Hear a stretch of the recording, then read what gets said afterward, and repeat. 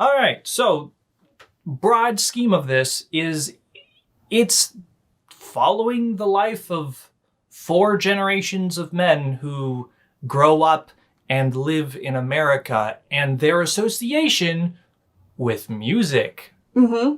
So we start in the 1890s in Russia. Yep. So in Russia, a lot of turmoil and stuff going on. So young Zalmy and his mother escape to America. They are Jewish. They're Russian Jewish immigrants. Their dad gets chopped down. He stays behind. So, Well, he dies. Yeah, he dies. So they make it to New York City, and then now they're living in New York. Zalmy starts working there at a burlesque house. I looked up what it was exactly, and it was a burlesque house, according to Wikipedia. So there's scantily clad women dancing and men telling jokes and singing songs and dancing. It was the entertainment of the day. Also, his mom died in a factory accident where it's obviously like the industrial revolutionary times where like there aren't any safety codes for factories, and so the building burns down and none of the women can get out. An important thing to note is this movie is going to drop a lot of like specific historical events that no one knows in today's day and age, unless you are a historian. Or your family went through that and like you remember hearing stories about it. Because that was referencing a specific fire that went on in New York City. Yeah.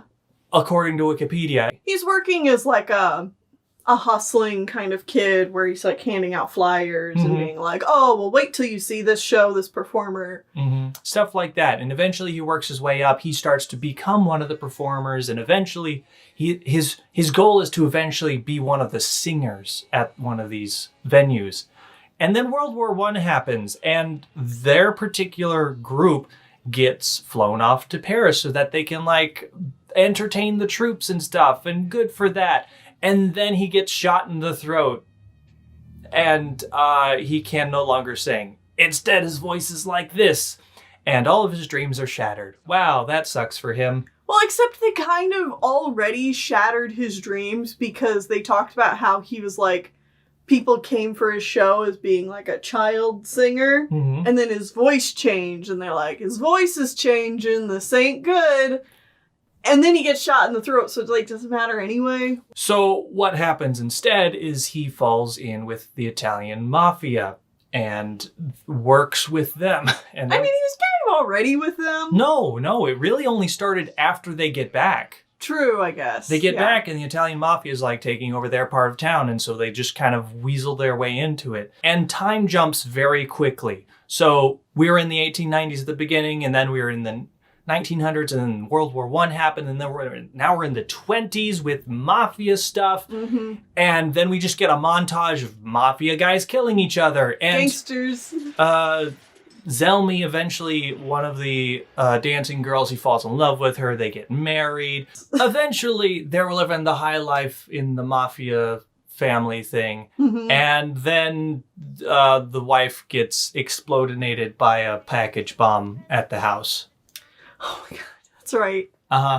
Yeah. Yeah. So I'm just gonna let you know, like, pretty much every female character is a non-character in this movie. Gonna die. It's all about the men and their life experiences. Yeah. So we're gonna have to roll with that, okay?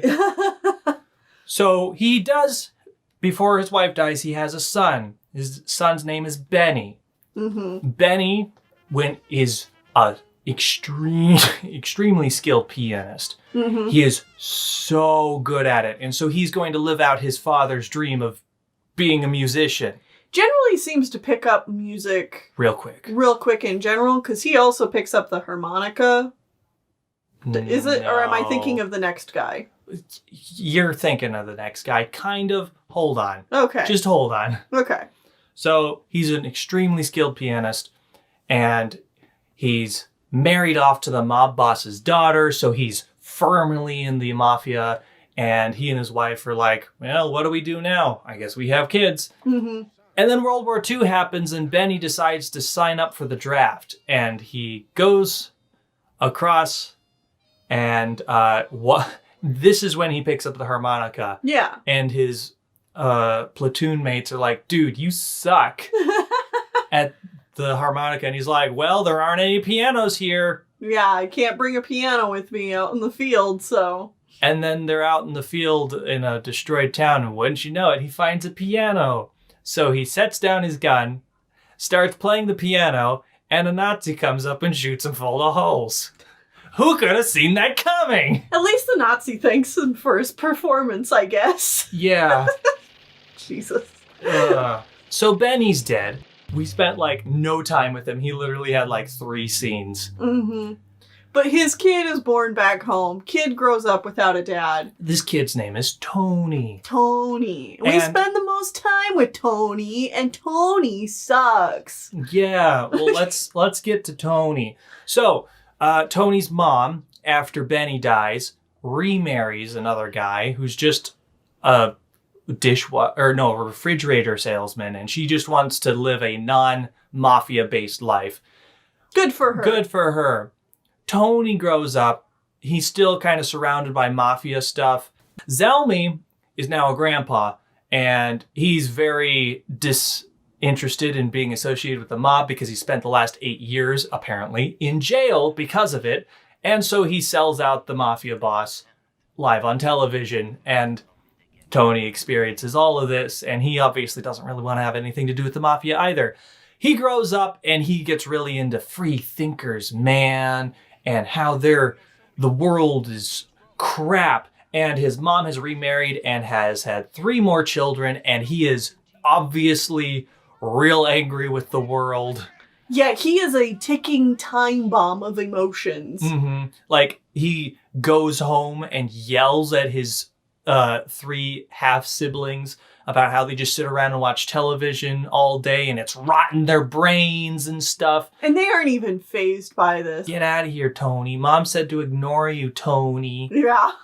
So Tony steals, apparently it was his grandpa Zelmy's car. Oh.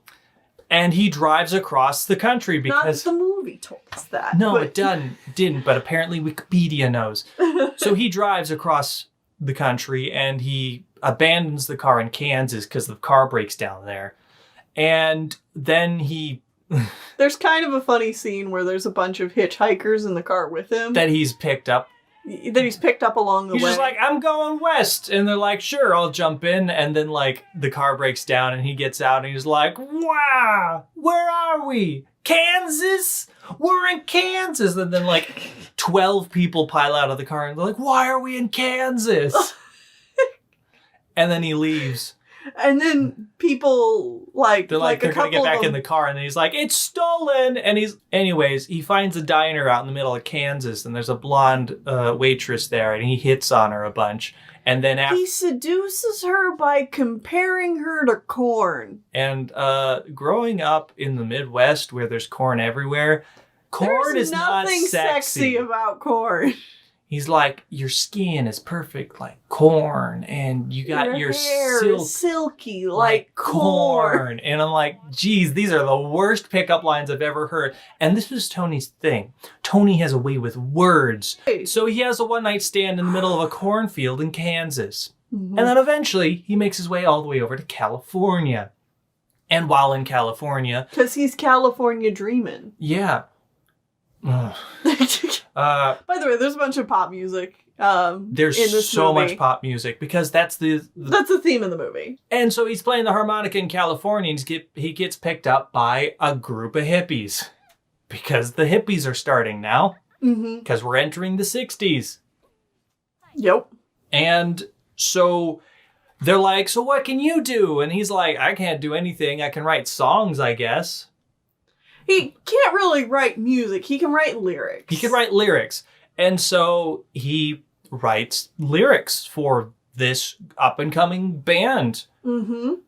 And so they become successful and famous. They're amazing hippie music stars. And he's there too because he wrote all their songs, apparently.